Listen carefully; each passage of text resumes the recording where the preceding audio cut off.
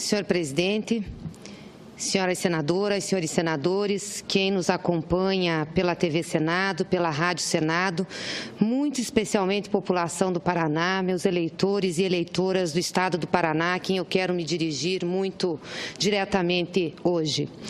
Embora, senhor presidente, eu nutra um respeito muito grande pela justiça do nosso país, é com profunda tristeza que eu recebi a decisão da segunda turma do Supremo Tribunal Federal, o STF, de acatar a denúncia formulada contra mim e contra meu marido pela Procuradoria-Geral da República na data de ontem, conforme já foi bastante noticiado. Em seu voto, o ministro relator Teori Zavascki concluiu dizendo que não dá para ter certeza de que os fatos ocorreram, mas que nesse momento basta uma dúvida razoável para aceitar a denúncia. Agora, pelo menos, eu terei no julgamento no Supremo Tribunal Federal o benefício da dúvida, o que eu não tive nas outras instâncias que fizeram as averiguações, que acompanharam o inquérito. Aliás, desde outubro de 2014, eu tenho sido acusada por esse caso, já fui julgada e condenada diversas vezes por matérias na imprensa. Então, pelo menos com essa decisão do ministro Teori Zavascki, eu terei o direito à dúvida. E estou ciente de que o Supremo Tribunal Federal, ao analisar com profundidade o que foi apresentado nos autos, saberá julgar com serenidade, imparcialidade e isenção esse processo. Tais requisitos, como disse há pouco, faltaram nas outras instâncias, tanto na instância da Polícia Federal quanto do Ministério Público. Por isso eu vejo, senador Cristóvão, que preside essa sessão, a decisão desta terça-feira como uma nova oportunidade de provar, sem sombras de dúvidas, a nossa inocência. Até porque o próprio ministro relator colocou de que não há certeza de que os fatos ocorreram. Desde o início desse lamentável episódio, quando injustamente nós somos indiciados pela Polícia Federal, insistimos a exaustão que não há uma única prova concreta que aponte o recebimento de recursos ilícitos para a minha campanha do Senado em 2010. Como meu advogado, Rodrigo Mudrovich, voltou a enfatizar ontem na tribuna do Supremo Tribunal Federal, a denúncia da Procuradoria-Geral da República se baseia única e exclusivamente em questionáveis delações do doleiro Alberto Youssef, do ex-diretor da Petrobras, Paulo Roberto Costa, e do sócio do doleiro, Antônio Carlos Perutini, que em sua delação, essa pessoa disse que transportou a suposta propina, o suposto dinheiro para a minha campanha de São Paulo para Curitiba em 4 viagens e afirmou que entregou essa quantia ao empresário Ernesto Kugler, que sempre negou e continua negando o fato.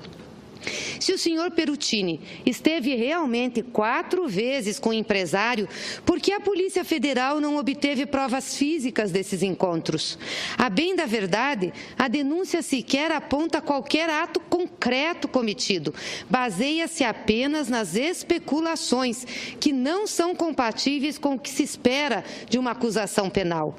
E é importante dizer que o advogado do doleiro Alberto Youssef e o advogado do Perutini, que preparou a delação premiada, é o mesmo. Aliás, ele é advogado de vários empresários que estão delatando, de funcionários da Petrobras, ou seja, as delações acabam fechando porque é um advogado só responsável por essas delações. Então, faz a fala que quiser na delação. Então, são inúmeras as contradições nos depoimentos dos delatores que embasam a denúncia de ontem, as quais tiram toda a credibilidade das supostas delações.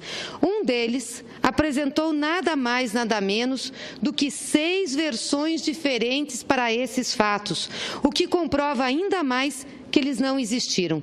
Eu tenho certeza que a verdade prevalecerá.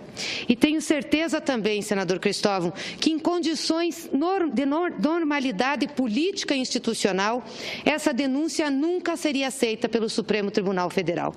Infelizmente, nós não estamos em condições de normalidade política e institucional. Todo mundo está muito pressionado, premido e fazendo muito as coisas em razão desse processo todo investigatório que está no país e muitas vezes o direito à juridicidade não é totalmente levada em consideração.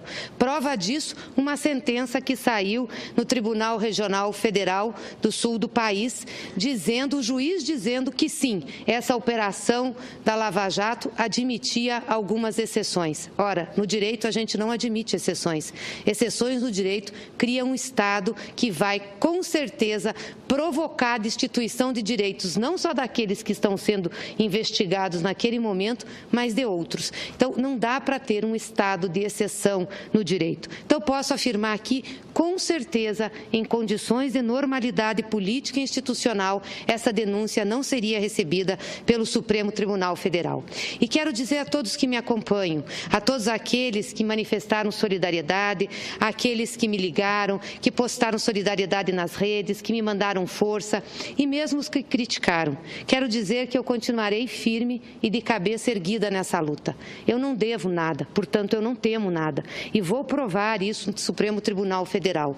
Quero deixar claro isso aqui, senador Cristóvão, e dizer que a luta daqui para frente será uma luta mais árdua, que não é só a luta de enfrentar os processos judiciais, mas vai ser de enfrentar nesta casa um debate muito grande, muito profundo sobre direitos que vão ser retirados do povo brasileiro. E quero aqui repetir, direitos que não vieram só com o presidente Lula e com a presidenta Dilma, direitos que vieram a partir da Constituição de 1988. Nós vamos ter que enfrentar aqui uma dura discussão sobre a reforma previdenciária, uma dura discussão sobre a reforma trabalhista, uma dura discussão sobre as mudanças constitucionais do limite de gastos de saúde e educação. E como Vossa Excelência discursou ontem, que eu pude acompanhar um pouco o seu discurso, vamos sim debater profundamente a reforma do ensino médio que foi proposto a essa casa. Eu quero lamentar que foi proposto como medida provisória, não porque a medida provisória retire a possibilidade de debater no Congresso. Ela tem condições de ser debatida, sim. Temos pelo menos 6 meses, o que eu acho curto para uma matéria como essa. Mas a preparação dessa medida provisória, dessa proposta, não contou com a participação daqueles que estão em sala de aula, dos alunos, dos professores, dos representantes da educação. Pode ter contado, sim, com a participação de alguns especialistas, mas eu acho que na democracia, e principalmente em se tratando de educação, nós precisamos ouvir todos aqueles que estão envolvidos. E acho que uma das características que tinham os governos do presidente Lula e da presidenta Dilma era exatamente de ouvir os envolvidos quando se lançava uma política pública. Isso é muito importante para que ela dê certo. Às vezes demora um pouco mais, senador Cristóvão, mas quando a gente faz dessa forma, ela é efetiva. Se nós não fazemos dessa forma, ela acaba se tornando uma briga constante, tendo pouca eficácia e pouca efetividade. Eu espero que a gente consiga fazer um debate aprofundado desse tema aqui, que muda consideravelmente as bases do ensino médio em relação ao que nós temos hoje. Então, queria, para terminar, senador Cristóvão, porque hoje vim especificamente para tratar desse assunto da denúncia, reafirmar minha gratidão por aqueles que me acompanham, que manifestaram confiança e solidariedade, e terminar aqui com Cora Coralina, que eu gosto muito. E ela diz: mesmo quando tudo parece desabar, cabe a mim decidir entre rir ou chorar, ir ou ficar, desistir ou lutar, porque descobri no caminho incerto da vida que o mais importante é o decidir. E eu sempre decidi por lutar e por enfrentar. Obrigada, senador Cristóvão.